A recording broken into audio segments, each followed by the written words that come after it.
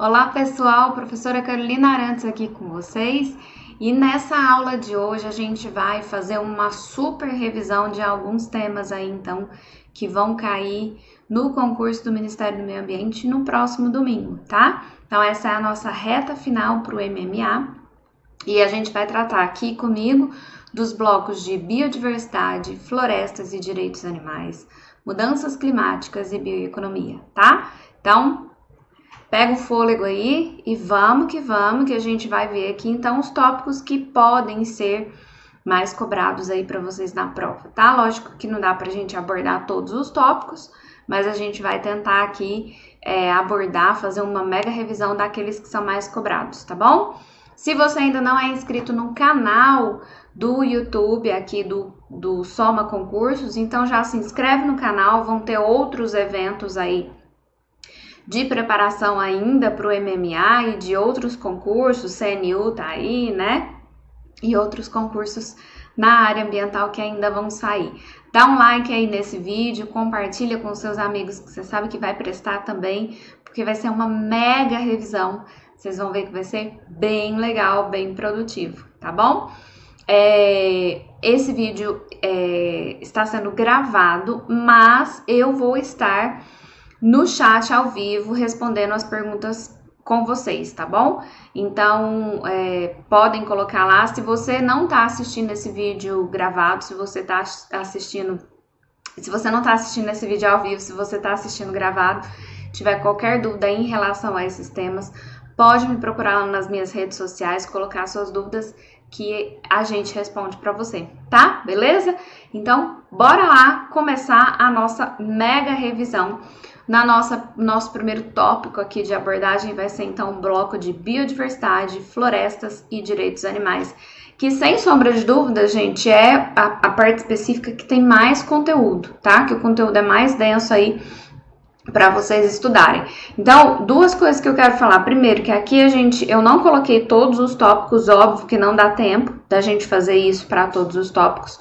Eu coloquei aqueles que eu acho que tem mais probabilidade de serem cobrados, tá? E alguns tópicos, eles coincidem muito com os temas que a gente tem lá em leis e normas ambientais, na parte geral. Então, aqui, o nosso foco vai ser de cobrança, por exemplo, lei de proteção da vegetação nativa. A gente tem aqui nesse bloco e a gente tem lá no bloco de legislação, leis e normas ambientais, tá? Na parte geral. Então, aqui, nesse bloco, eu coloquei aquilo que pode ser o foco do tópico onde essas leis, essas legislações estão inseridas, tá? Então, eu segui justamente o que o edital propôs aqui para vocês. Isso não te isenta de entender a parte geral das normas, que provavelmente o professor que fizer a revisão de leis e normas ambientais vai abordar aí com vocês, tá? Então, isso era uma coisa que eu queria que vocês ficassem atentos. Já coloca aí no chat pra gente da onde que você né, o que tá acompanhando aí, onde você vai fazer a prova e assim por diante pra gente poder interagir, tá? Como eu disse pra vocês, vídeo é gravado, mas eu tô com vocês ao vivo aí no chat, beleza? Bom, vamos lá.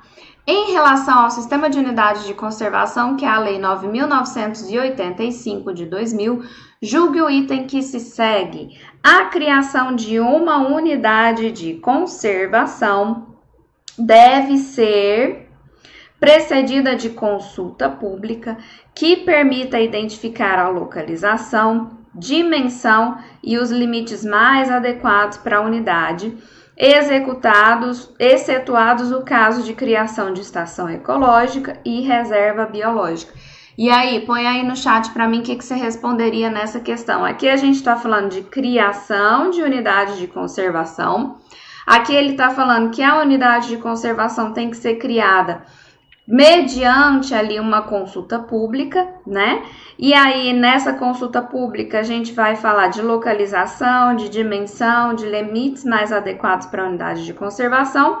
E ele ainda está te falando que a exceção para esse caso de consulta pública é a estação ecológica e reserva biológica, tá? É isso aí que a questão quer dizer e a questão está certa, né, gente?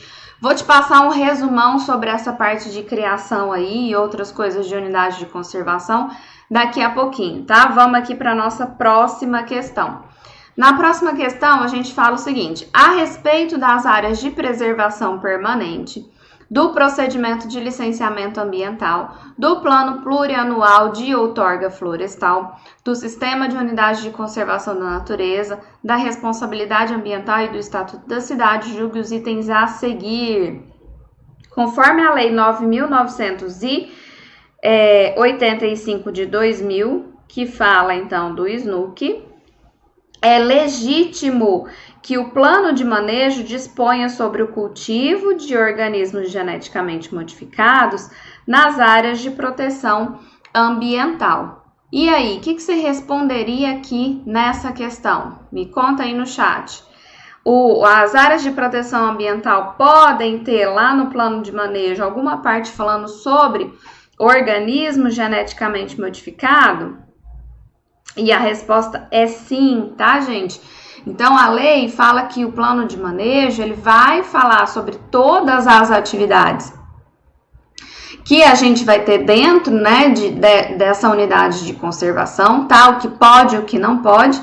E o que fala, né, nessa lei é que sim, o plano de manejo de área de proteção ambiental e também nas zonas de amortecimento daquelas unidades de conservação que possuem isso, né, que possuem essas zonas de amortecimento, a gente pode ter atividades que contemplem o cultivo de organismos geneticamente modificados, tá? Óbvio que isso tudo não é só, eu vou colocar arbitrariamente no plano de manejo. Tem que ter, então, né, um parecer da Comissão Técnica Nacional de Biossegurança, né, e assim por diante. Mas é permitido, não tem nada que fala que é proibido, tá? E aí a gente vai agora então para o nosso resumão sobre SNUC. Aqui eu trouxe alguns pontos que eu acho muito importante de você observar sobre o SNUC, lembrando que nessa parte de biodiversidade, florestas e direitos animais, o que é cobrado do SNUC para vocês é mais essa parte de criação, né? O que é permitido e o que não é permitido dentro de unidade de conservação, tá? Então, aqui, o que eu acho que você tem que pensar de SNUC? Quais são os objetivos e quais são as diretrizes que a gente tem lá no SNUC, tá? Tentei colocar aí para vocês as palavrinhas-chave que são mais usadas, que você pode pensar em memorizar, né? Pensando em objetivos e diretrizes. Então, o que é objetivo? É onde eu quero chegar, e a diretriz é o que eu não posso deixar de lado para chegar nesse objetivo, tá? Então, lembrem sempre aí que se eu tô falando de SNUC, a gente tá falando de manter espécies, de proteger espécies, de desenvolvimento sustentável. As palavras preservação e conservação vão estar sempre muito presentes, tá? Sempre vai envolver também pesquisa, estudo, valorização econômica e a presença de populações tradicionais. Nas diretrizes, então, a gente tem que ter sempre amostras significativas dos ecossistemas nessas unidades que estão sendo criadas, envolvimento social, a cooperação, né? Participação das populações locais na administração de unidades de conservação, sustentabilidade econômica, a conservação in situ, que é justamente, né, o que é preconizado pelas unidades de conservação, essa criação e gestão integrada de unidades de conservação, a autonomia e a integração entre diferentes unidades de conservação. Isso aqui você tem que estar muito craque, tá? A diferença entre as categorias de unidade de conservação. Unidade de conservação de uso sustentável, unidade de conservação de proteção integral. Então, na proteção integral, o objetivo vai ser sempre preservar, e na de uso sustentável, o objetivo é conservar. Qual que é a diferença entre uma coisa e outra, professora? A diferença é que preservar não tem atividade humana, não tem ação humana ali naquele local, com exceção de ações humanas para recuperação e recomposição. Nas áreas onde a gente vai prever a conservação, a gente tem ação humana, a gente tem essa terminologia de sustentabilidade. Então, usar aquilo ali de forma sustentável, tá? Quem são as unidades de conservação de proteção integral? Estação ecológica, reserva biológica, parque nacional, monumento natural e refúgio da vida silvestre. Essas são as unidades de conservação de proteção integral. E quais são as unidades de conservação de uso sustentável? São as APAs, as áreas de relevante interesse ecológico, Floresta Nacional, as reservas extrativistas de desenvolvimento sustentável da fauna e RPPN, tá? Então, as reservas todas, com exceção de reserva biológica, são de uso sustentável, tá? Estação ecológica, parque, monumento e refúgio, proteção integral. E o resto que você tem aí na sua cabeça, que são as APAs e as áreas de relevante interesse ecológico, Floresta Nacional, ficam como unidade de conservação de uso sustentável, beleza? Outra coisa que eu acho importante aqui você lembrar é quais são aquelas unidades que são aqui, né, possíveis de acontecer em áreas públicas e aquelas que precisam acontecer em áreas privadas, tá? Então, a maior parte das unidades de conservação, elas vão ser de domínio público, tá? O que isso quer dizer? Isso quer dizer que se eu tiver uma estação ecológica que pega uma área privada, essa área vai precisar ser desapropriada, tá? E aí a gente tem que ter indenização e tudo mais, tá bom? Mas a gente tem algumas unidades de conservação que podem acontecer tanto em área privada quanto em área pública, que é o caso do Monumento Natural, Refúgio da Vida Silvestre, APA e área de relevante interesse ecológico, e a gente tem unidade de conservação que só acontece em domínio privado, que é o caso da RPPN, ou que só acontece em domínio público, que é o caso dessas outras situações aí, tá? Então, lembrar disso aqui, que a gente precisa ter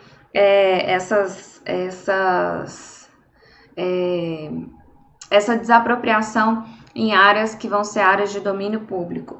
Para eu criar uma unidade de conservação, professor, isso é um ato do poder público que pode ter de qualquer nível hierárquico. O que eu quero dizer aqui com isso?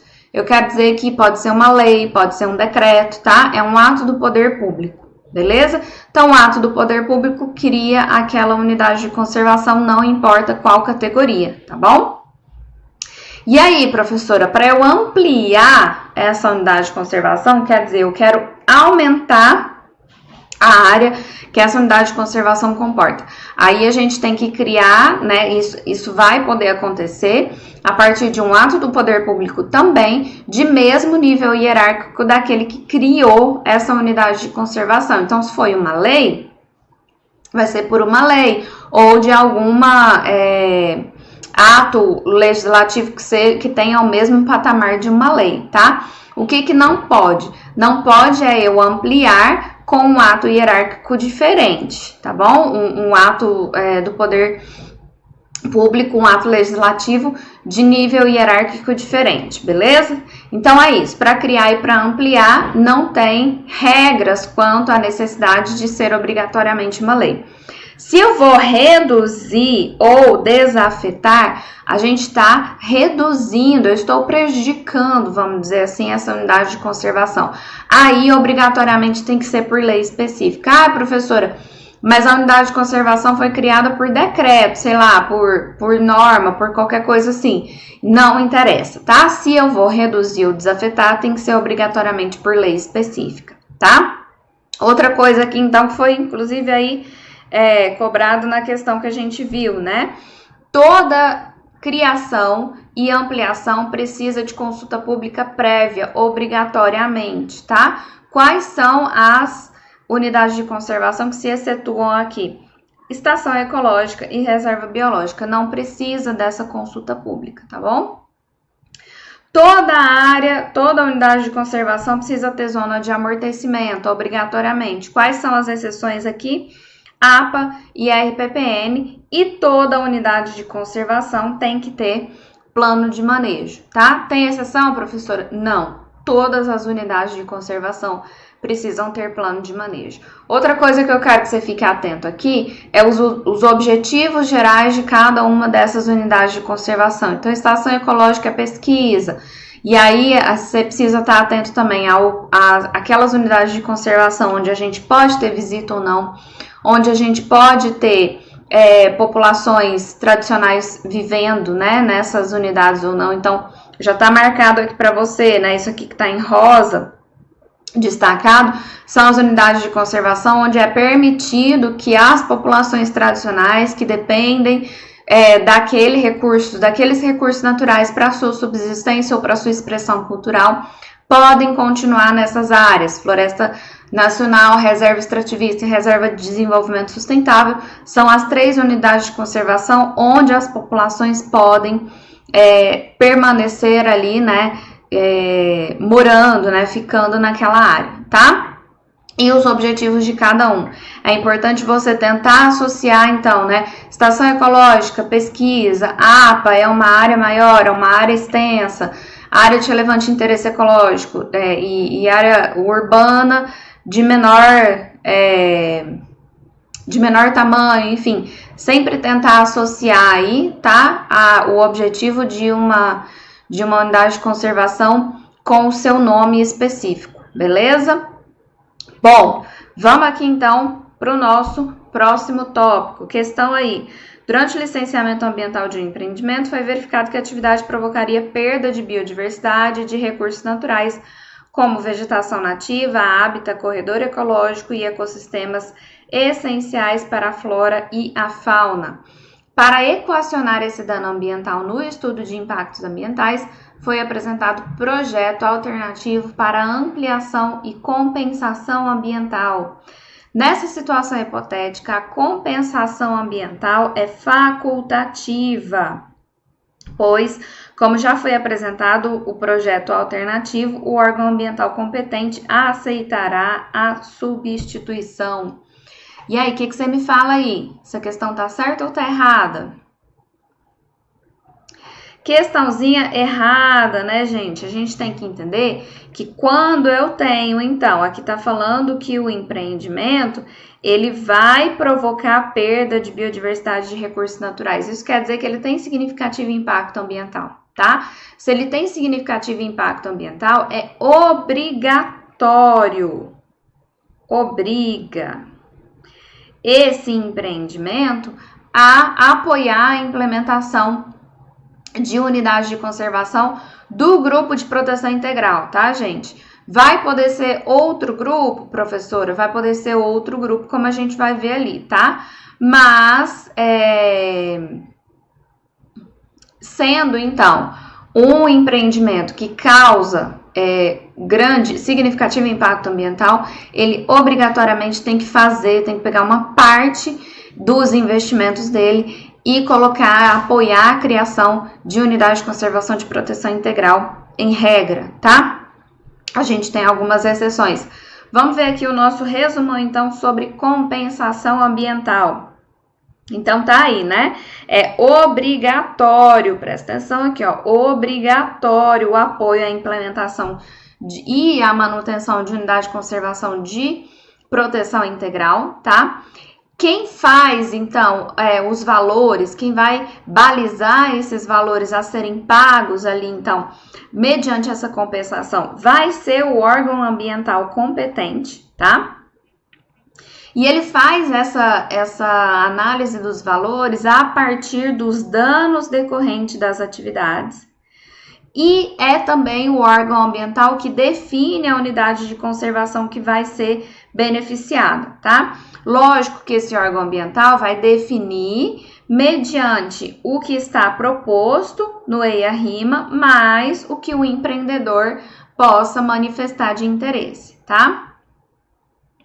Se a gente tem um empreendimento que vai gerar um efeito específico em unidade de conservação específica, né, ou em zona de amortecimento, o licenciamento ele vai depender de autorização do órgão gestor daquela unidade de conservação, e essa unidade de conservação necessariamente tem que ser contemplada, ainda que ela não seja de proteção integral. Então, presta atenção nisso daqui, que isso é um detalhe que pode ser cobrado, tem muita cara de ser cobrado na prova, tá? Se o empreendimento ele é de significativo impacto ambiental, mas se ele tem um efeito específico que vai estar presente em uma unidade de conservação X, ou em uma zona de amortecimento, tá? Primeiro, para o licenciamento dele sair, ele precisa receber uma autorização do órgão gestor dessa unidade de conservação que está sendo afetada. E essa unidade de conservação necessariamente vai ser contemplada, mesmo que ela não seja de proteção integral, tá? E a gente ainda pode ter, né, essa prerrogativa de uso de compensação ambiental em unidade de conservação de uso sustentável, de posse ou domínio público, especialmente ali na Amazônia Legal, tá? Como que é feito o cálculo de compensação? Então, o cálculo de compensação vai considerar, então, o valor de referência. Esse valor de referência é o somatório de todo o investimento que vai ser feito para a implantação daquele empreendimento, tá? Aqui a gente tem que chamar essa atenção aqui, ó. Não vai incluir os investimentos dos planos, projetos, programas exigidos no licenciamento ambiental para mitigar ou para compensar ali, né, dentro do licenciamento alguma coisa, e também não vai contemplar os custos de financiamento, apólices e prêmios de seguros pessoais reais, tá? Então, é um investimento para implantação, desconsiderando esses valores que a gente falou. E a gente considera também o grau de impacto. Esse grau de impacto, ele é definido pelo IBAMA, considerando só os impactos negativos que são gerados, e vai ter ali, então, uma variação entre 0% de grau de impacto e 0,5%, tá? Cada impacto aqui, ele vai ser contado só uma vez para esse cálculo de compensação ambiental, e os indicadores de impacto e as características do ambiente têm que estar necessariamente expressos lá no EIA-RIMA. Por quê? Porque é o EIA-RIMA que vai trazer, então, essas informações necessárias para que o órgão ambiental faça esse cálculo, tá? Existe uma Câmara de Compensação Ambiental, que é, então, lá, né, sediada no Ministério do Meio Ambiente, que vai me falar quais são as prioridades e as diretrizes e vai avaliar e auditar todos esses cálculos aí, então, e onde os recursos de compensação ambiental, onde e como eles estão sendo aplicados, tá? Então, a aplicação de recursos, quando a gente fala de unidade de conservação pública, ela vai servir, então, para regularização. A prioridade aqui é a regularização fundiária, e é nessa ordem, tá, gente? Então, teve compensação ambiental, recebeu um dinheiro. Existe ainda alguma pendência de regularização fundiária na unidade de conservação? Essa é a prioridade. Não tem pendência de regularização fundiária. A segunda alternativa é a elaboração, revisão ou implantação do plano de manejo. O plano de manejo está certo, está ok, não precisa ser revisado, implantado nem elaborado. Aí, a terceira atividade é a aquisição de bens e serviços para unidade de conservação. Tem todos os bens e serviços, não precisa adquirir nada. A próxima prioridade aqui é estudos para a criação de unidade de conservação. Tem os estudos. A próxima prioridade é pesquisa para o manejo na unidade de conservação. Só que aí a gente tem unidade de conservação de domínio privado. Nelas, essa ordem é diferente. Então, nelas, a prioridade é elaborar o plano de manejo ou atividades que estejam voltadas para a proteção ambiental, pesquisar, fazer pesquisas para que a gente tenha um manejo, e aqui, isso aqui é importante, é vedada a aquisição de bens e equipamentos permanentes, tá? Programas de educação ambiental, financiamento de estudos de viabilidade econômica para o uso sustentável de recursos. Então, as prioridades aqui são diferentes, tá? Acho que essa aqui é a mais provável de cair.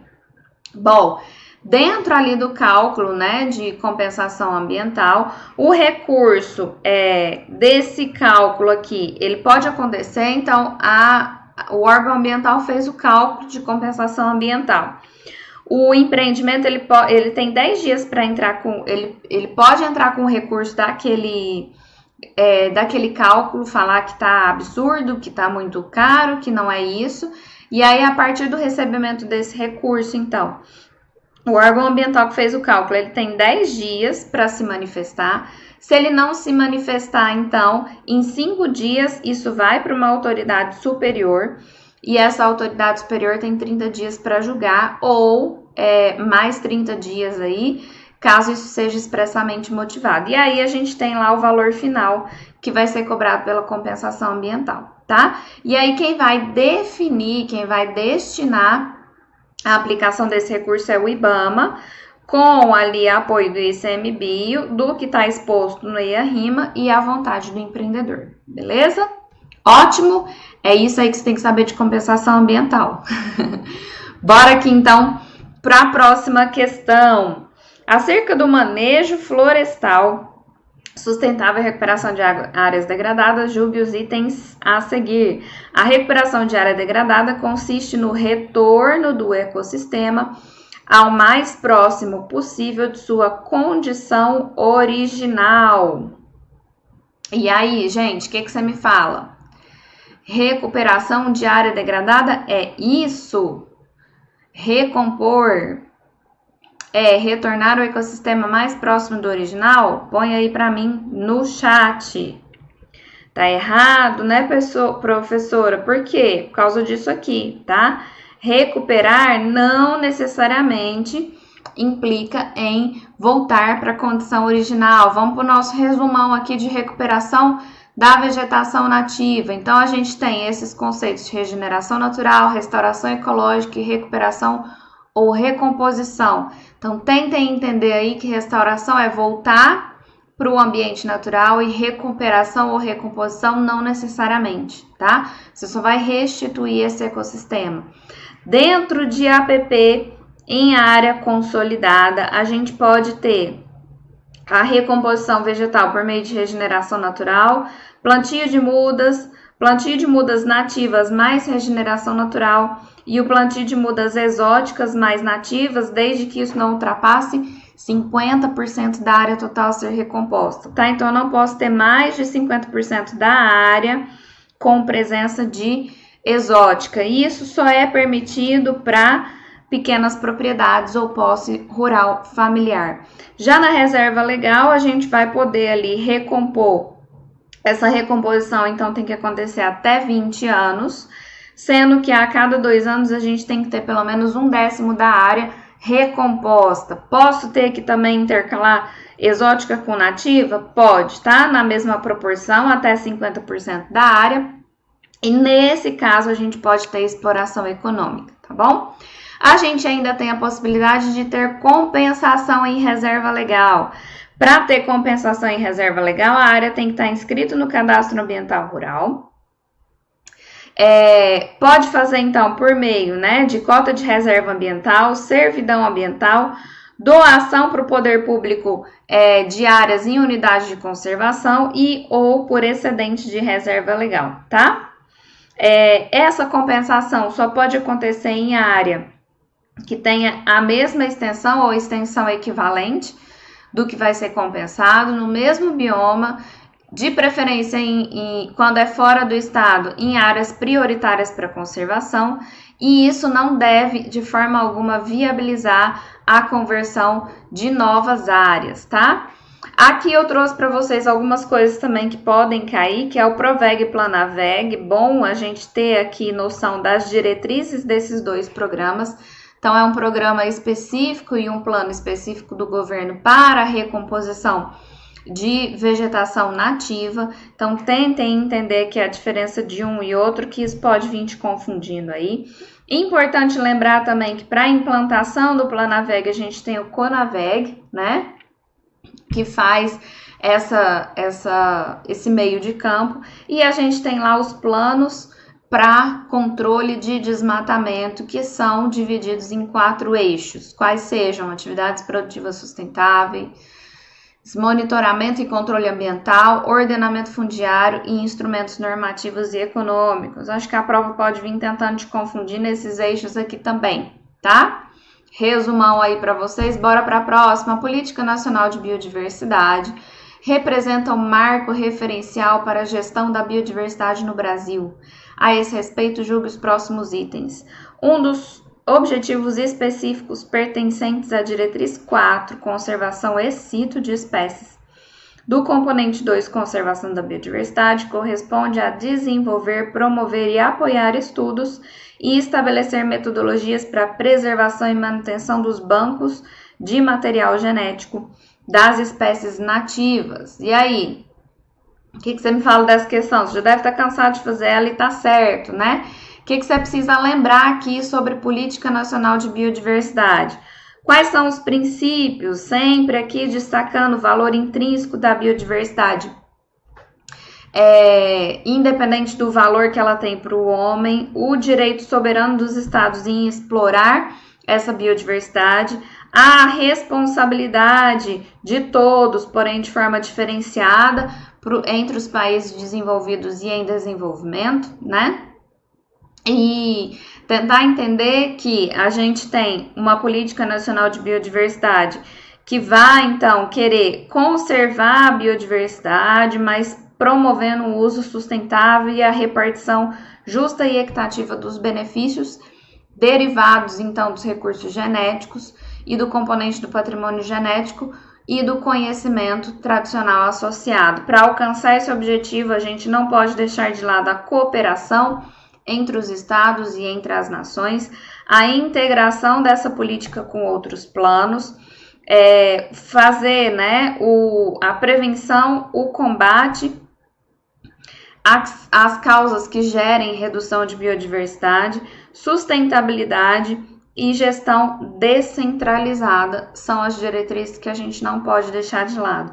E os componentes, tá? Então, a gente tem um componente 1 que fala do conhecimento da biodiversidade, o componente 2 que fala da conservação de biodiversidade, o 3 que fala da utilização sustentável desses componentes, o 4 que vai falar de monitoramento, avaliação e prevenção e mitigação dos impactos na biodiversidade, o 5 que fala do acesso aos recursos genéticos e conhecimentos tradicionais associados, bem como da repartição de benefícios, 6, educação, sensibilização pública e informação, e o 7 que fala do fortalecimento jurídico e institucional para a gestão da biodiversidade, tá? Não pegou aqui, é isso.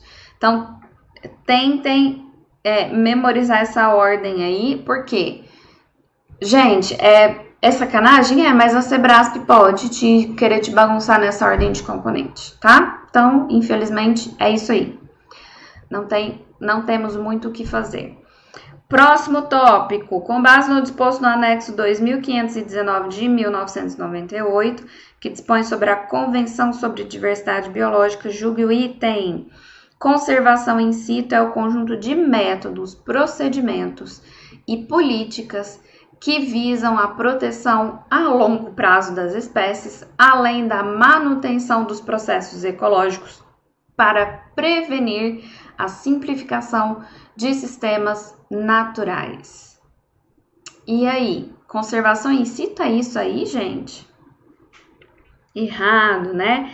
Esse aqui, procedimentos, políticas que visam a proteção a longo prazo de espécies, manutenção dos processos biológicos, isso não é conservação in situ. O que é conservação in situ? Vamos ver ali, os conceitos que são importantes você lembrar lá da CDB. Conservação in situ é conservar a biodiversidade fora do seu ambiente natural. Conservação in situ é conservar os ecossistemas e os hábitats naturais e as espécies em seus meios naturais. Diversidade biológica fala dessa variedade aí de organismos vivos de toda a origem, falando da diversidade dentro de espécies, entre espécies e a diversidade de ecossistemas. E o recurso biológico são recursos genéticos, organismos, populações e outros componentes bióticos que tenham aí um real ou potencial valor para a humanidade. Quais são os princípios expressos lá da CDB? Direito soberano dos estados de explorar sua biodiversidade e as responsabilidades do estado de assegurar ali, dar uma segurança. Então, quando a gente fala de manejo de biodiversidade sob sua jurisdição. Sob sua jurisdição quer dizer no seu território ou fora do seu território, desde que as atividades estejam sob sua coordenação, tá? Alguma coisa nesse sentido assim. Vamos lá. Outras coisas que a gente precisa entender, tá? Que a Convenção da Diversidade Biológica se aplica aos componentes da diversidade biológica nas áreas que estão dentro dos limites ou processos de atividades que são realizadas sob jurisdição do Estado. A parte de identificação e monitoramento, então, também está prevista, né? Aqui eu trouxe para vocês algumas atividades que são importantes para a conservação in situ e ex situ. Dá uma lida nisso daí depois, que é importante, tá? E a gente tem aqui, então, as atividades que a CDB prevê lá no seu anexo, né, de utilização sustentável, de pesquisa e treinamento e assim por diante. Dá uma lida nisso daí também depois. Próximo. Espécies exóticas e invasoras representam uma das maiores ameaças ao meio ambiente, pois causam enorme prejuízo à economia, à biodiversidade, aos ecossistemas naturais e à saúde humana, sendo consideradas a segunda maior causa de perda de biodiversidade, logo após a degradação e a fragmentação de hábitat. Tendo o texto acima como referência, julgue o item. Uma espécie exótica passa a ser chamada de invasora quando existe impacto ambiental associado a ela. A impossibilidade de coexistência entre espécies nativas e invasoras está relacionada ao conceito de nicho ecológico. E aí, galera, o que você responde dessa questão? Questão certa, né, professora? Certo. Vamos ver aqui, então. Espécie nativa é aquela, né, que está, que o seu hábitat está naquela área de origem, né, tanto no passado quanto no presente. Espécie exótica, então, é um táxon que está num lugar onde ele não está na sua distribuição natural, tá? Então, aqui é dentro da área de distribuição natural, exótica é fora da área de distribuição natural, e ela se torna invasora quando? Quando a gente tem aqui a introdução ou dispersão ameaçando a biodiversidade daquele local, tá? O que eu quero que você entenda aqui? Toda espécie exótica é invasora? Não. Ela se torna invasora quando ela acha ambiente favorável para se reproduzir e se dispersar, gerando um certo domínio naquela área e prejudicando as espécies nativas, certo? Vamos lá, então. O objetivo da Estratégia Nacional para a Espécie Exótica Invasora vai ser, então, evitar a introdução dessas espécies exóticas e reduzir os impactos ambientais que estão associados com elas, tá? A abrangência aqui é de 12 anos, então as metas da Estratégia Nacional é até 2030. Como instrumentos, a gente tem os planos de prevenção, erradicação, controle e monitoramento de espécies exóticas, sistema de detecção rápida, precoce e resposta rápida, avaliação de risco e base de dados, tá? E aqui, de novo, componentes que você tem que guardar essa ordem aí. Primeiro componente da estratégia nacional é ver o que a gente tem de legislação e como que a gente articula entre os setores. Segundo componente é a prevenção, detecção precoce e resposta rápida. Terceiro é a erradicação, controle e mitigação de impactos. Quarto, pesquisa. 5, capacitação e 6, comunicação, tá? Principais espécies exóticas que a gente tem no Brasil: o javali, o coral-sol, mexilhão dourado, caracol gigante africano, peixe-leão. A maioria delas já tem instruções normativas ou legislações que falam, né, sobre o controle. Na flora a gente tem leucena, a própria braquiária, jambolão e mamona. Próxima aí, paisagem natural é uma unidade heterogênea composta por um complexo de ecossistemas interativos, cuja estrutura pode ser definida considerando-se o tamanho, a forma e a disposição espacial desses ecossistemas. No que se refere à alteração da estrutura de paisagens naturais, em particular devido à fragmentação de hábitats e suas características, julgue o item a seguir.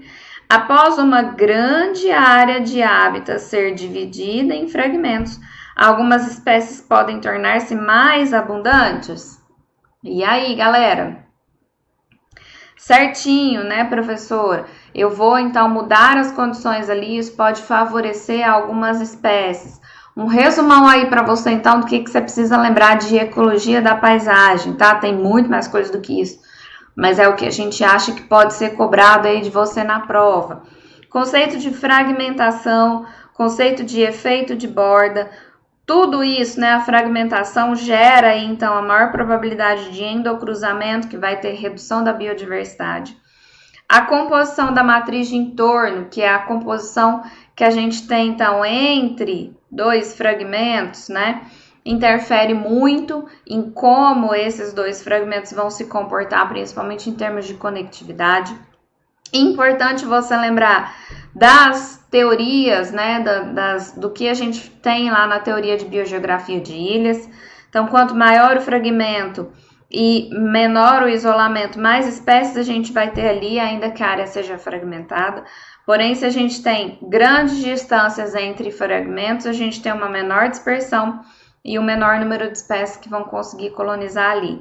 Ainda falando sobre a forma do fragmento, fragmentos circulares têm uma maior probabilidade de ter mais espécies.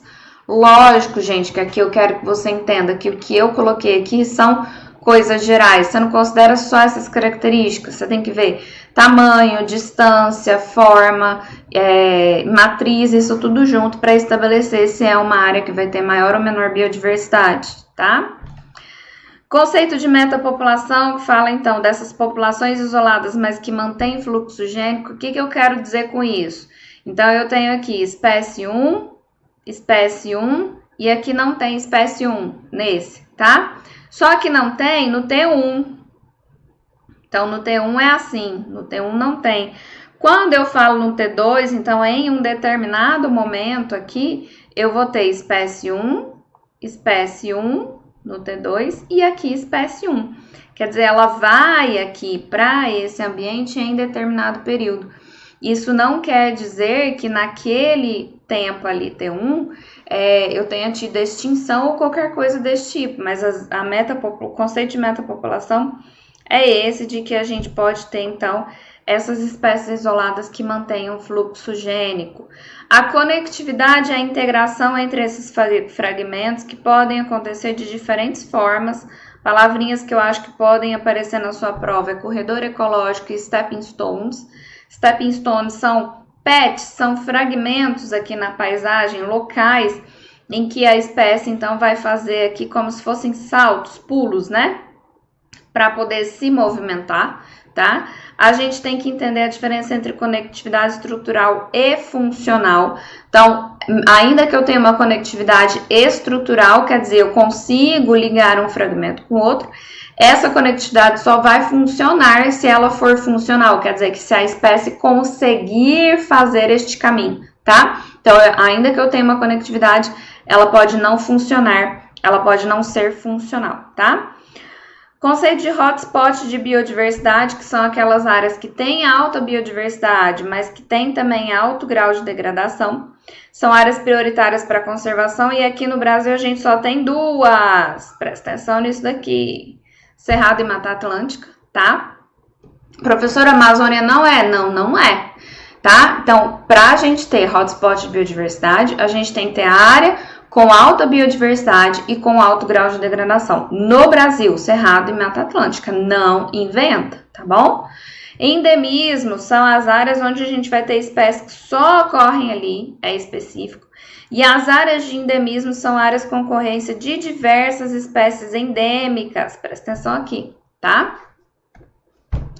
Próximo tópico aí, então, com base na Lei 5.196 de 67, julgue os itens subsequentes a respeito da atividade de caça. A caça profissional é vedada no ordenamento jurídico brasileiro vigente, sua prática é definida como crime. Gente, é uma lei muito antiga, essa lei de proteção à fauna. Tem muita coisa ali que você pode dar uma ignorada, tá? O que eu acho que é importante lembrar é isso, que a caça é vedada no Brasil, ela só vai ser permitida em casos de animais que são nocivos, tá? E tanto para a saúde quanto para a agricultura ou para o meio ambiente, e isso depende de autorização e tudo mais. Vamos ver aqui o resumão, então, sobre a Lei de Proteção Nativa. Lembrar que os animais de qualquer espécie, em qualquer fase de desenvolvimento que vivem naturalmente fora de cativeiro, que a gente chama de fauna silvestre, é propriedade do Estado, assim como seus ninhos, abrigos, criadouros naturais, tá? E aí, justamente por isso, é proibida a utilização, perseguição, destruição, caça e apanha desses animais. Então, o que mais que é proibido aqui, professora? caça profissional, o comércio sem autorização, tá? A introdução de espécies sem parecer técnico e licença e a exportação de pele e couro em bruto de anfíbios e de répteis. Quem faz esses crimes aqui vai ter qual tipo de pena? Reclusão de 2 a 5 anos por não cumprir isso aí, tá? Aqui a gente tem as formas de caça que são proibidas. Por quê, gente? Porque a lei ainda dava uma abertura ali para caça esportiva, qualquer coisa nesse sentido, caça científica e tudo mais, tá? Então, tem alguns equipamentos que são proibidos. O que eu acho aqui? Isso não deve cair, tá bom? Isso aqui não deve cair. Só que a gente tem que ter atenção justamente porque a gente tem instruções normativas, por exemplo, para a caça do javali, para controle dessa espécie. Então, tem algumas coisas que são proibidas, é só você pensar assim, coisas que maltratem esses animais, tá? Armadilha com arma de fogo, de dentro de veículos, em zonas urbanas, suburbanas, povoados, enfim, áreas de domínio público, vias férreas ou vias públicas até 5 metros de cada lado, áreas que são para proteção da fauna, da flora e de beleza natural, obviamente, né? Jardins zoológicos, parques, jardins públicos, e no período que é fora da permissão de caça ou à noite. Isso aqui eu acho que é mais provável de acontecer, tá? Qualquer pessoa que incorra aqui nesses crimes vai ter reclusão de 1 a 3 anos como pena, então, tá? Existe uma licença para caça, existe, e para essa licença é preciso ali, então, obrigatoriamente ter a licença de porte e posse, tá? Então, pensando que a licença de porte e posse de arma não te dá licença para caça, bem como a licença para caça não te dá licença de posse e porte, tá? São duas licenças diferentes que andam juntas de mãozinha dada, tem que ter as duas coisas. E existe uma licença especial para coleta de material para fins científicos, tá bom? As pessoas que fazem, então, né, o comércio aí de produtos ou de animais silvestres precisam ter um registro no governo e pagar algumas taxas, também incorrem pena se não fizerem isso. E para a gente ter movimentação, precisa ter uma guia de trânsito, tá? Tanto movimentação interestadual quanto para o exterior. Aqui é legal falar para vocês que isso já caiu em prova, tá? Se a gente está fazendo essa movimentação para instituições científicas oficiais, essa guia de trânsito não precisa, não é obrigatório. E aqui os agravantes para as penas, se é no período de defesa, se é à noite, se tem fraude ou abuso de confiança, se tem uso indevido da licença, e se os animais ou os produtos forem caçados em área onde a caça é proibida. A respeito das áreas de preservação permanente, do processo de licenciamento ambiental e do plano plurianual de outorga florestal, do Sistema Nacional de Unidade de Conservação e da responsabilidade ambiental do Estatuto da Cidade, julgue o item, nos termos da Lei 11.284, o plano plurianual de outorga florestal deve obrigatoriamente ser apreciado previamente pelo Conselho de Defesa Nacional. E aí, gente, tem essa obrigatoriedade de ser avaliado previamente, apreciado pelo Conselho de Defesa? Não tem. Isso aqui só vai acontecer se for em área de fronteira, tá? Só se for em área de fronteira. Então, aí sobre gestão de floresta pública, um resumão para você. Então, entender o que é floresta pública, a diferença entre recursos e produtos e serviços, o que é o manejo florestal e o que é a concessão florestal, tá? Lembrar, então, aqui dos princípios que a gente tem de gestão de floresta pública e dos tipos. Eu posso ter uma gestão direta, que é a própria administração pública que faz a gestão dessas florestas. Eu posso dar essa floresta para comunidades locais, né? Então, por exemplo, reserva extrativista, desenvolvimento sustentável, ou fazer uma concessão para assentamentos, essa concessão é não onerosa, tá? Ou a gente tem ainda a concessão florestal, que aí sim é onerosa, é feita por ato do poder público, é formalizada, tem uma licitação e tudo mais, tá? O plano plurianual de outorga florestal, ele vale ali por 4 anos, e ele tem que ter aí algumas informações, quais sejam essas que estão aqui, tá? Embaixo para vocês.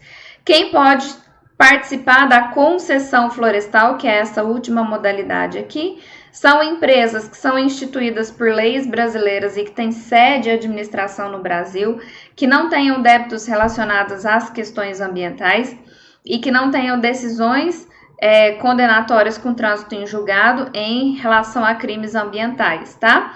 E quem recebe concessão aí tem que manter obrigatoriamente essa reserva absoluta, que é 5% da área concedida para conservação, avaliação, monitoramento de impacto, restauração e exploração, tá? E aqui não vai entrar APP e não pode ter exploração econômica nessas áreas, certo?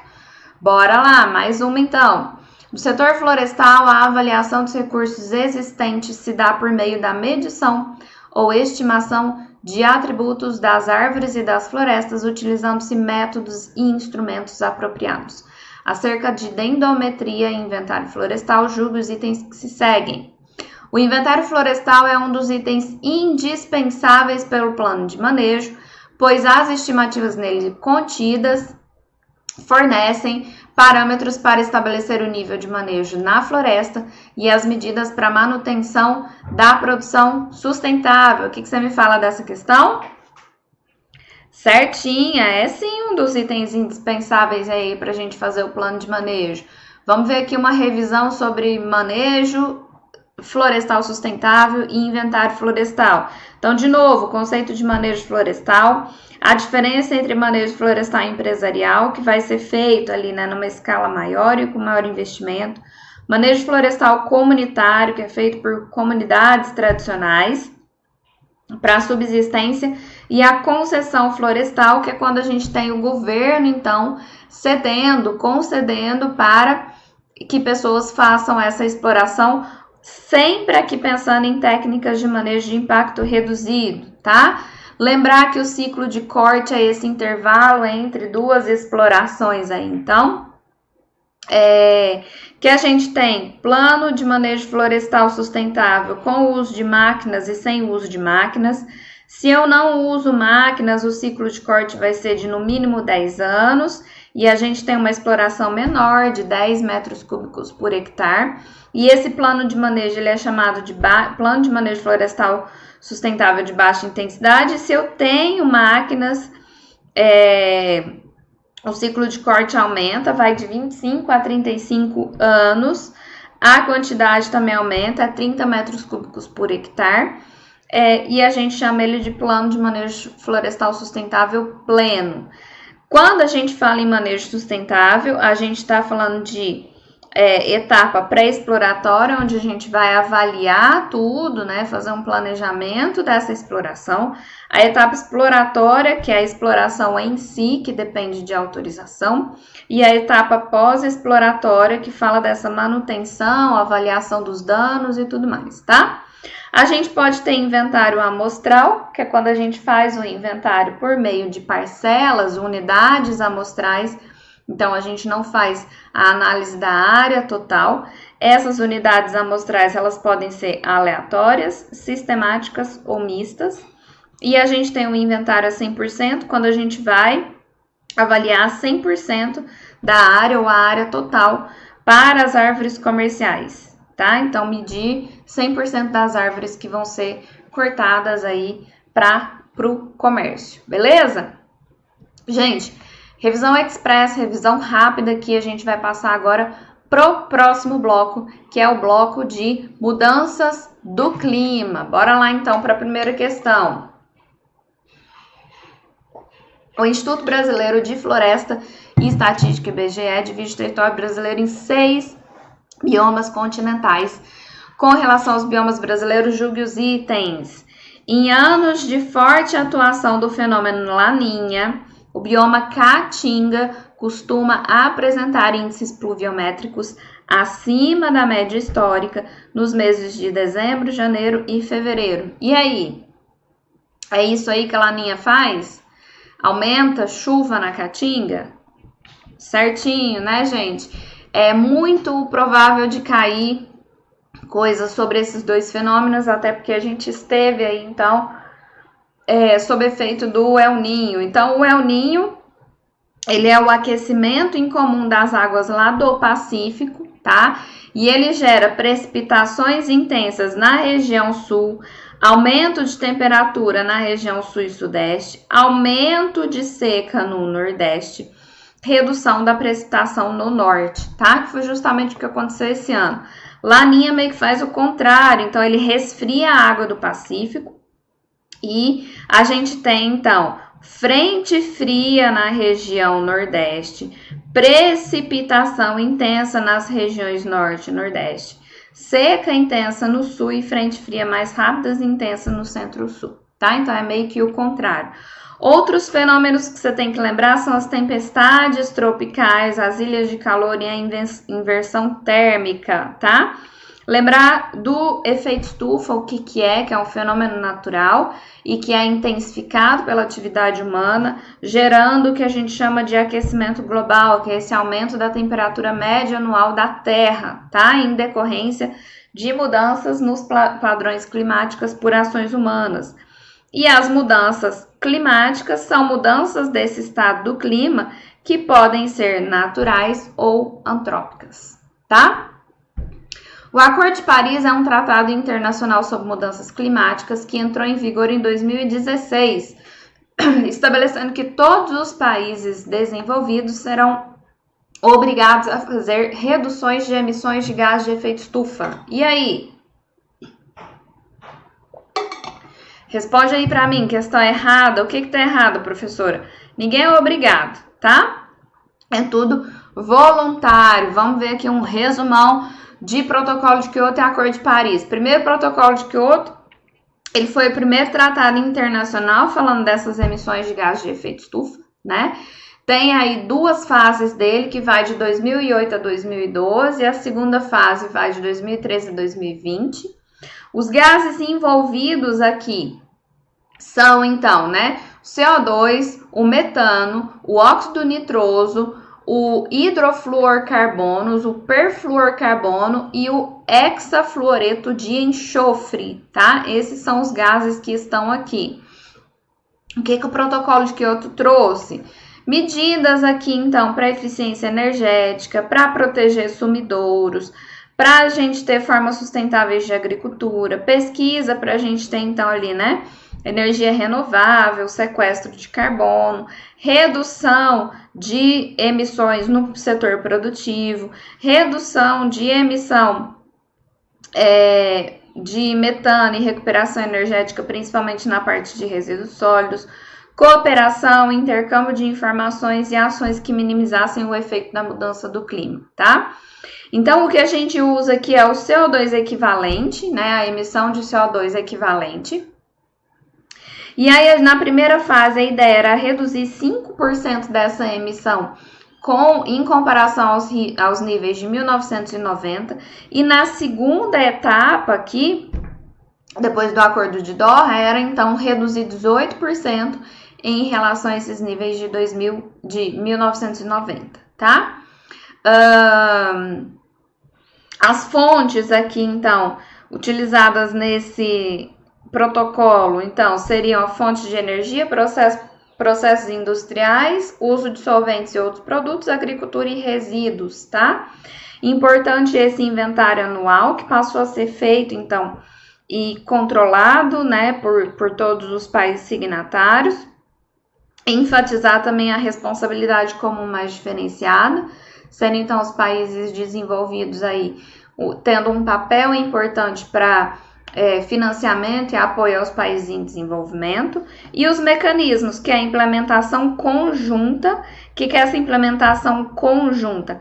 Permitia que um país fizesse projeto de remoção em outro país também desenvolvido, tá? 2 países desenvolvidos fazendo essa redução conjunta.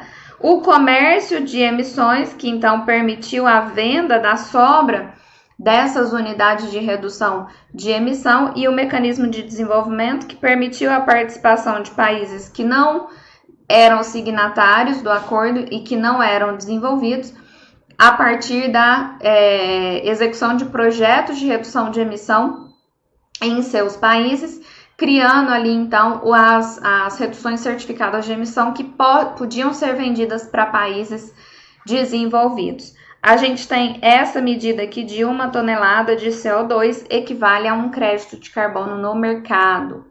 O Acordo de Paris ele veio depois, então, né, do Protocolo de Kyoto, e a ideia central é manter o aumento da temperatura abaixo de 2 graus e até 1,5 grau.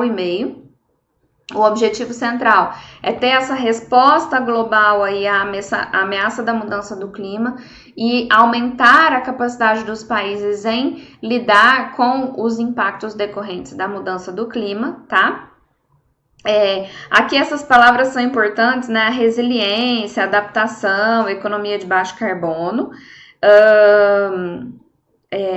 Aqui a gente tem, né, o conceito de contribuições nacionalmente determinadas, que são contribuições voluntárias, tá? As duas ações aí são ações voluntárias que são incrementadas a cada 5 anos. Então, mostra ali o que os países vão voluntariamente assumir, tá bom? E aí o Brasil, no Acordo de Paris, ele assumiu esses compromissos aqui que estão destacados, né? Quais sejam? Aumentar a fonte de energia renovável, ter bioenergia sustentável até 18% em 2030, cortar emissões de gases de efeito estufa. Isso aqui é importante e pode cair muito em prova, tá? Cortar a emissão de gases de efeito estufa em 37% até 2025, 43% até 2030. Isso também, reflorestar 12 milhões de hectares de floresta, zerar o desmatamento ilegal na Amazônia brasileira até 2030, compensar as emissões de supressão legal também até 2030, e ter esses ganhos aí de eficiência energética. O que eu considero mais importante, então, é zerar o desmatamento ilegal até 2030 e fazer toda a compensação do desmatamento legal até 2030, tá? Então, destaquem esse aí para vocês. Os princípios a serem observados pela Política Nacional sobre Mudança do Clima são precaução, prevenção, participação cidadã, desenvolvimento sustentável e responsabilidades comuns, sendo essas, na seara internacional, diferenciada entre países em desenvolvimento e os desenvolvidos. Questão certíssima, né, gente? Vamos ver aqui o que a gente tem que lembrar sobre Política Nacional de Mudança do Clima. A gente tem aqui um compromisso nacional voluntário nessa política que foi reduzir 36,1% a 38,9% das emissões até 2020, foi o compromisso nacional assumido. Quais são os princípios aqui? Precaução, prevenção, participação cidadã, desenvolvimento sustentável e as responsabilidades comuns, porém diferenciadas, tá? Objetivos aqui, então, também para lembrar, né? Deem uma lida nisso aí: desenvolvimento e proteção do clima, redução de emissão, adaptação, tá? Então, são os nomes aí que sempre vão aparecer para vocês. E uma coisa importante é a criação desse mercado brasileiro de redução de emissão. Diretrizes também, estejam atentos aí para essas diretrizes, pensando em participação, em estratégia de integração, em ações de mitigação, em pesquisa, em articulação, em cooperação, enfim, isso tudo, tá? E os instrumentos que são importantes a gente entender aqui, que é o Plano Nacional de Mudança do Clima, o Fundo Nacional de Mudança do Clima, Plano de Prevenção e Controle de Desmatamento, nós já falamos sobre ele, a própria Comunicação Nacional, que vai para a Convenção Quadro das Nações Unidas sobre o Clima, as resoluções das comissões, medidas fiscais e tributárias, linhas de crédito, enfim, né? Os instrumentos são bem importantes e deem atenção para esses aqui. Então, o Plano Nacional, o Fundo Nacional, o Plano de Ação para Prevenção e Controle do Desmatamento, a própria Comunicação Nacional, que acontece aí sempre, e essa parte financeira de desenvolvimento de linhas de crédito, tá bom? Como instrumentos institucionais, a gente tem esses que estão citados aqui, e esse é o conceito de mudança do clima que vem na política, tá? CESP gosta muito de cobrar, em alguns casos, letra da lei. Então, é importante vocês terem esse conceito de mudança do clima aí em mente, que a alteração que possa ser direta ou indiretamente atribuída às atividades humanas que alterem a composição da atmosfera mundial e que se some àquela provocada por variabilidade climática natural observada ao longo de períodos comparáveis, tá? Então, tenham isso em mente. O Fundo Nacional sobre Mudança do Clima é de natureza contábil, está vinculado ao Ministério do Meio Ambiente e tem como objetivo assegurar recursos com o fim de mitigar a mudança do clima, sendo o Banco Nacional de Desenvolvimento Econômico, BNDES, o agente financeiro para os recursos reembolsáveis. Certinho aí também, né, gente? Resumão aí de Fundo Nacional de Mudança do Clima. Ele é natureza contábil, vinculado ao MMA, ele elabora a proposta orçamentária anual de aplicação, tem esse objetivo de assegurar, então, projetos que vão estar relacionados com a mitigação de mudanças climáticas, é um dos instrumentos da Política Nacional sobre Mudança do Clima. O BNDES é o agente financeiro e ele pode habilitar alguns outros agentes. O recurso reembolsável, ele é aplicado pelo agente financeiro que aprova o projeto que ele vai aplicar esse dinheiro, e o recurso não reembolsável é aplicado pelo Ministério do Meio Ambiente, tá? Os recursos, a gente tem 60% aqui nessa distribuição de participação especial, uma parte ali dos fundos da LOA, recursos provenientes de acordos, ajustes, contratos, doações, empréstimos, reversão de saldo que sobrou, juro e amortização de financiamento, os próprios rendimentos do fundo e outras fontes. Isso aqui, ó, dá uma lida aí também, tá? E esses fundos, eles vão ser aplicados em atividades específicas, tá? Lógico, gente, sempre atividade relacionada à emissão de gás de efeito estufa, à recomposição de áreas de sumidouro, tá? Que estejam relacionados com mudança do clima. Esse fundo tem um comitê gestor, que ele é presidido pelo Ministério do Meio Ambiente e tem outras composições, e o Ministério do Meio Ambiente elabora o plano anual e o comitê aprova esse plano. A gente tem reuniões ordinárias e extraordinárias, tá? E o quórum mínimo, então, é de maioria absoluta para realizar a reunião e maioria simples para deliberar dentro dessa reunião, certo? Mais um aí, as praias são bens de uso comum do povo e devem ser mantidos acessos livres e francos em qualquer direção e sentido, em qualquer trecho da zona costeira. Tá errado porque a gente tem uma exceção aqui, tá? Quando é trecho de interesse de segurança nacional, ou área protegida, ou legislação específica. Vamos ver aqui o que a gente tem que lembrar sobre Plano Nacional de Gerenciamento Costeiro. A ideia desse plano é orientar ali, então, a utilização e a ocupação dessa zona costeira, lembrar o que é a zona costeira, entender que esse plano, ele vai ser ali, então, né, elaborado por um grupo de coordenação que tem uma mistura de coisas, então tem a Secretaria de Comissão Interministerial para Recursos do Mar e tem também as instituições estaduais e municipais quando isso precisa acontecer.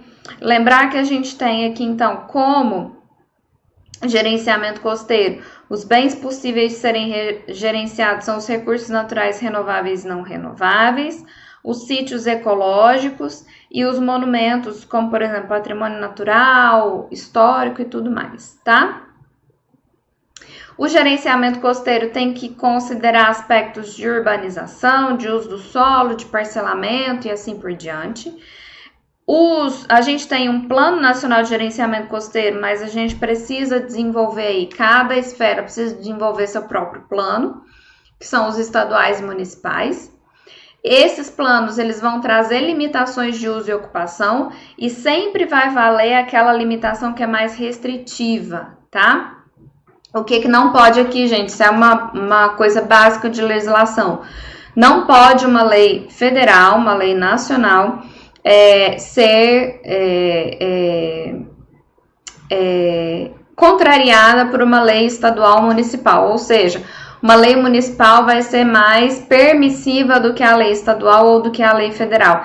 Isso não é permitido, tá? Constitucionalmente. Então, se a gente tem uma lei municipal que tem uma limitação de ocupação mais restrita do que a lei estadual ou a federal, ok. O contrário não é permitido. Sempre vale aquilo que é mais restritivo, tá bom?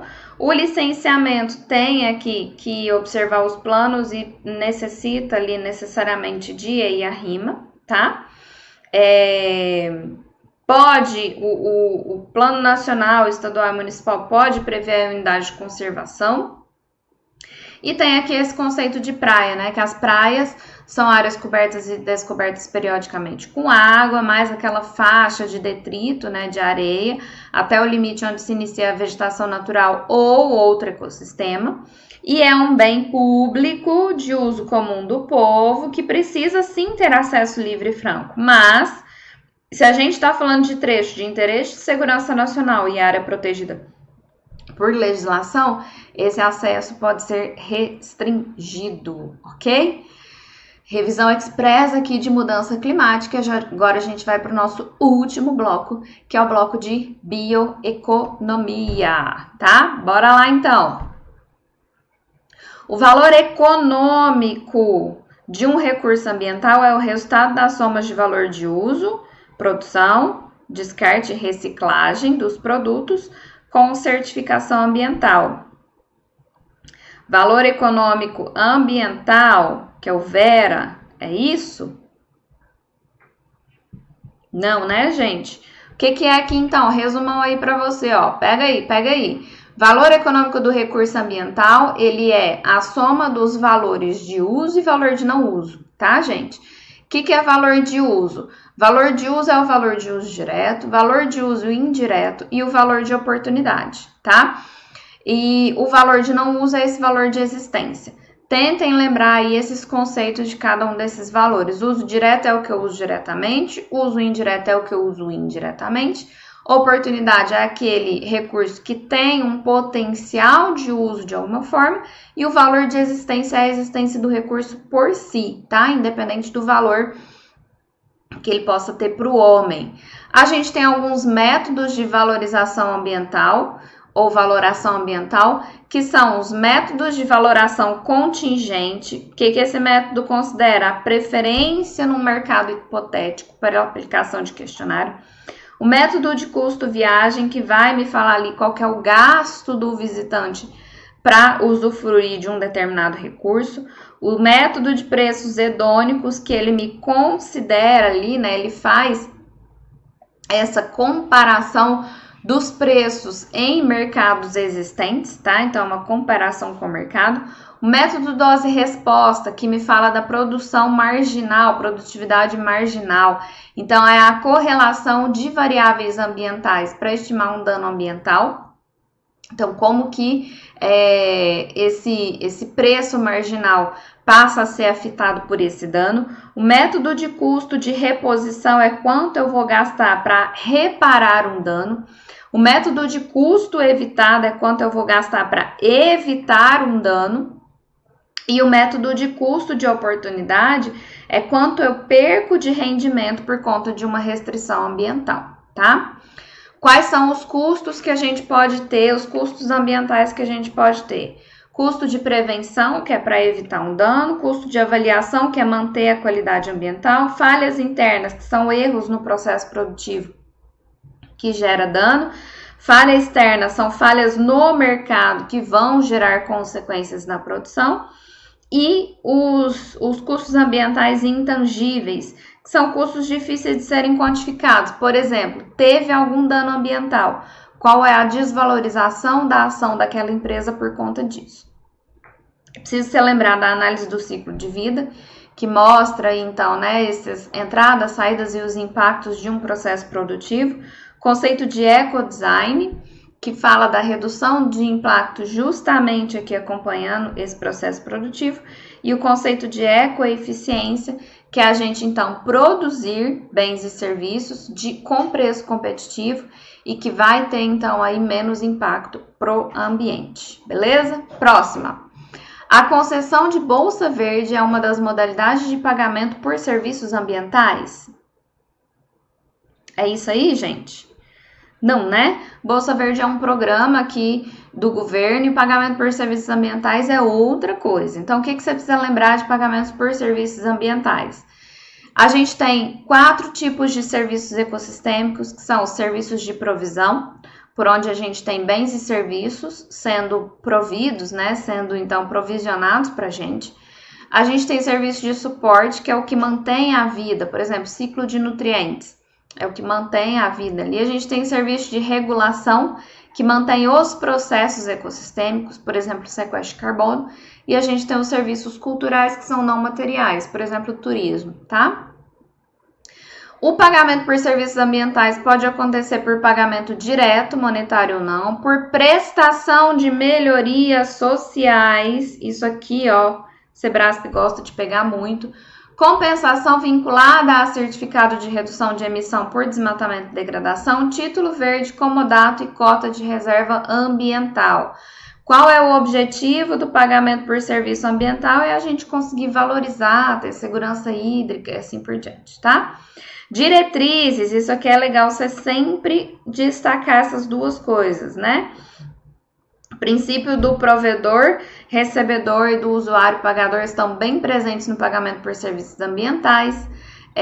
E essa diretriz aí, que é a integração com outras políticas, né? Inclusão socioeconômica, proporcionalidade também é bem importante, né? E o instrumento de desenvolvimento social, econômico, ambiental, cultural, de forma integrada. Então, o pagamento por serviços ambientais é uma transação de natureza voluntária, tá? Os requisitos, então, é que a pessoa que está requisitando tenha pelo menos uma ação que a gente vai ver aqui, esteja inscrito no CAR se é propriedade privada, com exceção de terra indígena, quilombola e populações tradicionais, não precisa estar inscrito no CAR. Tenha formalização de contrato específico e outros que podem estar previstos aí. Quais são as ações, professora? Conservação e recuperação de vegetação nativa, da vida silvestre e ambientes naturais, conservação de remanescentes vegetais em área urbana e periurbana, melhoria da qualidade da água, principalmente em áreas onde a gente tem abastecimento público, conservação da paisagem de grande beleza cênica, recuperação e recomposição de cobertura vegetal em áreas degradadas, manejo sustentável de sistemas agrícolas, agroflorestais e agrosilvopastoris, manutenção de áreas cobertas com vegetação nativa, que seriam passíveis de autorização para supressão. Então, se tiver pelo menos uma dessas ações aqui, a pessoa pode pleitear o pagamento por serviços ambientais. E os objetos aqui, isso aqui também tem muita chance de cair, são as áreas cobertas com vegetação nativa, áreas sujeitas à restauração ecossistêmica, recuperação de cobertura vegetal nativa ou plantio agroflorestal, unidade de conservação de proteção integral, reserva extrativista e desenvolvimento sustentável, terras indígenas, território quilombola, áreas legitimamente ocupadas, paisagem de grande beleza cênica, área de exclusão de pesca e área prioritária para conservação, tá? Isso aqui, estrelinha, tenho certeza que vai cair. Em 2019, o Conselho de Gestão do Patrimônio Genético deu ganho de causa ao povo Achaninka no julgamento de um ato de infração da empresa Tauaia por usar indevidamente o conhecimento tradicional dos indígenas na fabricação de sabonete de murumuru e não repartir benefícios com a comunidade. Os Achaninka usam o murumuru como hidratante e remédio e a empresa cujo fundador teve acesso aos conhecimentos do povo indígena beneficiou-se das informações para desenvolver o sabonete sem repartição justa e equitativa à comunidade. Considerando isso daí, nos termos da legislação vigente, uma proteína oriunda do metabolismo de micro-organismo isolado a partir de substratos do mar territorial e cultivado em estufa não integra o patrimônio genético nacional? E aí? Erradaço, né, gente? Vamos ver nosso resumão aqui sobre acesso ao patrimônio genético. Primeiro, o que é o patrimônio genético? Então, lembrando, né, que esse material de origem genética, animais, microbianas, espécies de outra natureza ou substâncias que venham do metabolismo, tá? Compreende espécies domesticadas, espécies introduzidas desde que gerem populações espontâneas, variedades e raças tradicionais e crioulas e micro-organismos isolados em território nacional, mar territorial, zona econômica exclusiva e plataforma continental. O que não é considerado patrimônio genético? O que tem a ver ali com a área humana, tá? Que seja de origem humana. O acesso ao conhecimento tradicional associado depende de consentimento. Se ele é de origem identificável, esse consentimento pode ser por assinatura de termo, por registro audiovisual, por parecer do órgão oficial ou por adesão de protocolo comunitário. E ele não depende de consentimento se eu não sei de onde vem, tá? Ou para utilizar variedades, raças locais crioulas em atividades agrícolas, tá? Esse acesso ao conhecimento tradicional é vedado para a pessoa natural estrangeira. Todo conhecimento tradicional é de natureza coletiva, mesmo que só uma pessoa da comunidade saiba deste conhecimento. Não interessa, ele é de natureza coletiva. Aqui estão os direitos de quem detém esse conhecimento, então tem que ter ali reconhecida a contribuição, tem que indicar a origem, tem que ter os benefícios repartidos, né? Tem que participar da tomada de decisão, tem que poder usar ou vender aquele produto, tem também que conservar, manejar, guardar, produzir, trocar, desenvolver e melhorar o material reprodutivo, tá? A repartição de benefícios, ela pode acontecer de forma monetária e não monetária, e ficam sujeitos, então, a essa repartição. Quem fabrica ou produz produto acabado ou material reprodutivo, que venham então do acesso ao conhecimento aí. E não precisa quem fabrica o produto intermediário, microempresa, empresa pequena e microempreendedor individual, agricultores tradicionais, cooperativas e para exploração de espécies introduzidas por ação humana. Isso aqui vai cair, ó, tenho certeza, tá? Quem precisa e quem não precisa repartir. Lembrando que a gente tem ali, então, o conselho sobre a gestão de patrimônio genético, tá? Ele é um conselho deliberativo, normativo, consultivo e recursal, que tem ali uma composição de 60% da administração pública e no mínimo 40% da sociedade civil. E as sanções que a gente tem aqui para esse acesso ao patrimônio genético é advertência, multa, que vai variar se é empresa ou se é pessoa física, apreensão, suspensão temporária de fabricação e venda, embargo de atividade, interdição parcial ou total também do empreendimento ou da atividade, suspensão do atestado ou da autorização ou mesmo cancelamento dessas duas coisas, tá? Próxima, tá acabando. Falando do Bolsa Verde aí, então, os objetivos do programa incluem a promoção da cidadania, melhoria das condições de vida, elevação de renda da população em situação de extrema pobreza que exerce atividades de conservação de recursos naturais e o incentivo de conservação dos ecossistemas. Gente, essa questão em 2022 estava certa, tá? Com a publicação do novo decreto de 2023, ela ficou errada. Por quê? errada. Por quê? Porque no decreto de 2023, esse em situação de extrema pobreza aqui, ó, sumiu, tá? Então, o que vale para você é isso. É o que tá valendo agora. Então, é o objetivo: promoção de cidadania, melhoria da condição de vida e elevação de renda de população que exerce atividade de conservação? Sim, tá?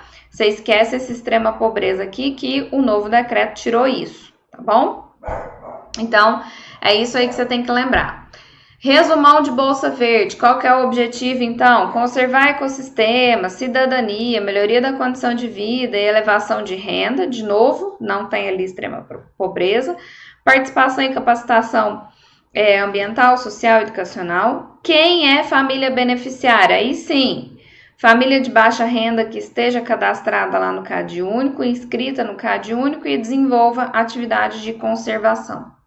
Quais são as áreas possíveis aqui de receber Bolsa Verde? Floresta Nacional, Reserva Extrativista, Reserva de Desenvolvimento Sustentável, Assentamento Florestal, Assentamento de Desenvolvimento Sustentável, Assentamento Agroextrativista ou outras áreas rurais que o Comitê Gestor considerar, tá? Então, ribeirinhos, extrativistas, populações indígenas, quilombolas, tudo entra aqui.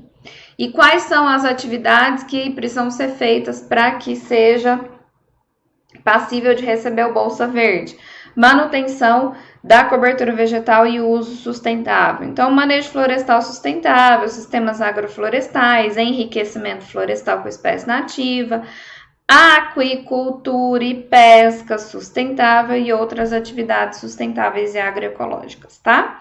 Tenho certeza que a Sebrasp vai pôr isso aqui para tentar te confundir. O Ministério do Meio Ambiente executa o programa Bolsa Verde e a Caixa Econômica Federal opera. Em 2023, a ideia é que a gente tenha ali, então, o repasse trimestral de R$600 por família por até 2 anos, tá? Essa transferência, né, esse recurso, ele vai ser cessado, ele para de acontecer quando são detectadas lá condições previstas no acordo que não estejam sendo cumpridas, se a família ficar habilitada para outro programa que esteja relacionada também aqui com as questões ambientais, ou se tiver o descumprimento de alguma das atividades de conservação, tá? É vedada a percepção por mais de um benefício por família, tá? Não é de mais de um benefício por família. Então, cada família pode receber só um benefício, tá? Ou seja, uma pessoa da família recebe um benefício, beleza? O comitê gestor, ele aprova, define, indica e cria os critérios e procedimentos aí para selecionar essas famílias. Esse comitê faz reuniões também com quórum aí de maioria absoluta para reuniões simples para aprovação. E o monitoramento e a fiscalização, ele tem a ver, então, com o monitoramento da cobertura vegetal, que acontece aqui no mínimo anualmente, por meio de laudo, e a fiscalização pode acontecer por relatórios ou in loco, né, por amostragem, e se o comitê quiser definir mais critérios, ele define, tá? Mas foi concedido a uma empresa privada o direito de explorar energia hidráulica em determinada área do estado do Pará. A empresa apresentou o devido estudo de impacto ambiental para obter a licença prévia do empreendimento. A área de utilização discriminada no projeto inclui propriedades privadas, terras indígenas devidamente demarcadas, áreas habilitadas por remanescentes de comunidade quilombola que já obtiveram certificação dos seus direitos emitida pela Fundação Cultural Palmares, mas ainda não obtiveram resposta quanto ao pedido de titularidade coletiva da terra feito ao INCRA. Considerando isso aí, vamos falar. De acordo com a Lei 12.188 de 2010, os povos indígenas não são beneficiários da Política Nacional de Assistência Técnica e Extensão Rural para Agricultura Familiar e Reforma Agrária. E aí?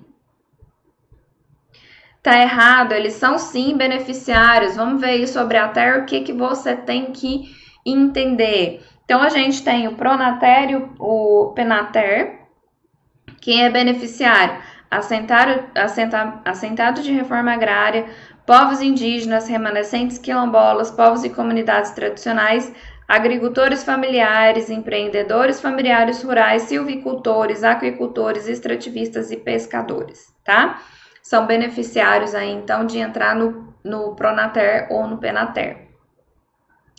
Aqui eu quero que você preste atenção em uma coisa, tá? O Penater, ele tem um objetivo aqui específico, que é o desenvolvimento sustentável.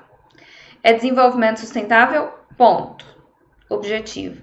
Mas a gente tem um princípio aqui, que é desenvolvimento sustentável compatível com a utilização adequada dos recursos naturais e com a preservação do meio ambiente, tá? Isso é princípio, quer dizer, o objetivo é desenvolvimento sustentável. Só que para atingir o desenvolvimento sustentável, tem que compatibilizar a utilização adequada de recursos e a preservação do meio ambiente. Isso eu quero que você lembre, tá? Porque pode vir aí te confundindo. O Pronater é um instrumento da Penater, né, da Política Nacional. Ele vai ser implementado em parceria com os Conselhos Estaduais de Desenvolvimento Sustentável e Agricultura Familiar. As entidades executoras precisam, então, né, para entrar aí nesse programa, ser provedoras de serviços de ATER, estarem mais de um ano legalmente instituídas, ter multidisciplinaridade, profissionais registrados e ter sede geográfica, né, ou base geográfica naquele estado onde ela vai atuar, tá? Essa escolha aqui de entidade executora acontece por licitação por meio de chamada pública e precisam ter ali os relatórios de execução desses contratos, beleza? Vamos falar da Política Nacional de Desenvolvimento Sustentável dos Povos e Comunidades Tradicionais. Um dos objetivos específicos da referida política é garantir aos povos e comunidades tradicionais o acesso a serviços de saúde de qualidade e adequados às suas características socioculturais, suas necessidades e demandas, com ênfase na concepção e práticas da medicina tradicional. Super mais que certo, né? O que você tem que lembrar aí de povos e comunidades tradicionais? O que são? São grupos culturalmente diferenciados que vão ter formas próprias de organização social e que vão ocupar territórios e usar recursos naturais próprios ali da sua reprodução cultural, religiosa, social, enfim, que tem a ver com a tradição, tá? Desses povos. O objetivo aqui, então, da política para os povos e comunidades tradicionais é o desenvolvimento sustentável, sempre dando aí o direito ao território, né, o direito, garantindo aí que esses povos tradicionais tenham, então, seus direitos garantidos, e aqui a gente tem os objetivos específicos, garantia de território. Aqui eu destaquei alguns que são mais importantes, né? Minimizar os conflitos em unidades de conservação. A gente precisa lembrar aqui que unidades de conservação de proteção integral não permitem a permanência de comunidades tradicionais, né? Ficando ali. Então, a resolução desses conflitos aqui é importante, tá? Um objetivo específico importante dessa política. Reconhecer a autoidentificação também é um objetivo importante aqui dessa política, tá? E trazer, então, né, esses direitos aí específicos das comunidades tradicionais. Os princípios aqui estejam atentos também, né, esse respeito, valorização e tudo mais, tá? Tem algumas coisas relacionadas com a saúde, com a educação, é bom você estar atento a isso também. E os instrumentos que a gente vai ter são os planos de desenvolvimento sustentável dos povos e comunidades tradicionais, a Comissão Nacional de Desenvolvimento Sustentável dos Povos e Comunidades Tradicionais, que coordena a implementação do Plano Nacional, né, da Política Nacional propriamente dita, e que vai promover o desenvolvimento sustentável, propor princípios, diretrizes, conceitos e entendimentos, e é composto ali por 50 membros essa comissão, tá? Os fóruns regionais e locais e o plano plurianual. Isso aqui eu vou dar destaque também, porque eu acho que a Sebrasp pode vir tentando te confundir, por exemplo, plano plurianual e misturar isso com outra coisa, tá bom? Então, estejam atentos a isso. Falando agora das comunidades quilombolas. Comunidades quilombolas são grupos étnicos raciais que tenham autoatribuição, trajetória histórica própria e relações territoriais específicas com essa presunção de ancestralidade negra, tá? Isso são os povos quilombolas. Dentro aqui, então, dessa parte dos quilombolas, o INCRA faz a identificação, o reconhecimento, a delimitação e a demarcação titular das terras, né, que são ocupadas por comunidades quilombolas.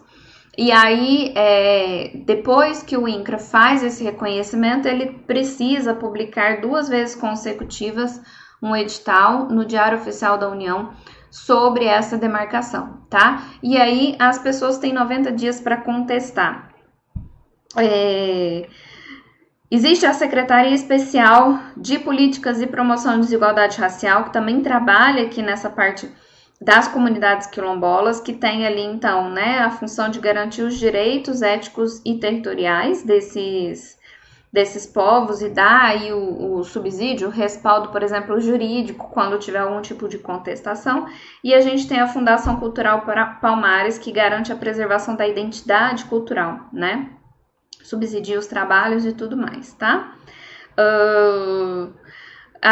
Essas comunidades quilombolas têm a garantia de participação em toda a fase do processo administrativo, qual seja esse aqui, de identificar, reconhecer, delimitar e marcar a terra ali. O INCRA faz esse relatório técnico e manda lá para o IFAM, para o IBAMA, para a Secretaria de Patrimônio da União, para a FUNAI, para a Secretaria Executiva de Conselho de Defesa e para a Fundação Palmares, e todas essas instituições têm 30 dias para se manifestar. Se elas não se manifestam em 30 dias, aí a gente tem a concordância tácita, tá? Quer dizer, quem cala consente, é isso, tá bom? Se essas terras estão em territórios da Marinha, marginal de rio, ilhas e lagos, o INCRA tem que envolver necessariamente a Secretaria do Patrimônio da União.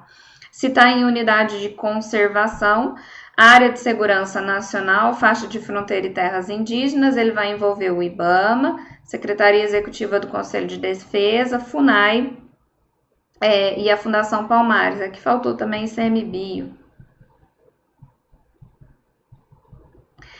Se está em terras do estado do DF, aí ele encaminha para os órgãos responsáveis, e se está em territórios particulares, o INCRA vai promover a desapropriação.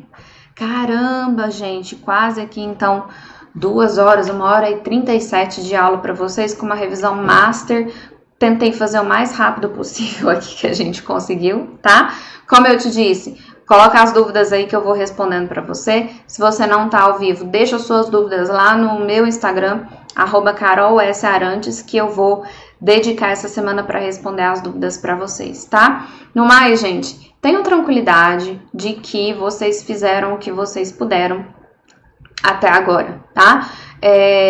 Na prova, vá tranquilo, se alimente bem nesse dia, a prova é à tarde, então tenta comer uma coisa leve ali na hora do almoço, que você está acostumado a fazer, não faz nada diferente. Lê lá no edital o que você pode ou não pode levar, tá? Tentem chegar com antecedência, lembrem que a gente está com muita chuva aí em muitos lugares do Brasil, então sai de casa com antecedência para você não ter nenhum problema, tá? Tenta respirar fundo, manter a sua tranquilidade e pensar que ali é o momento de você fazer o que você se preparou até agora para fazer, tá bom? Boa prova para todos vocês e aguardo os nomes lá no edital de aprovação de vocês depois dessa prova, ok? Até mais!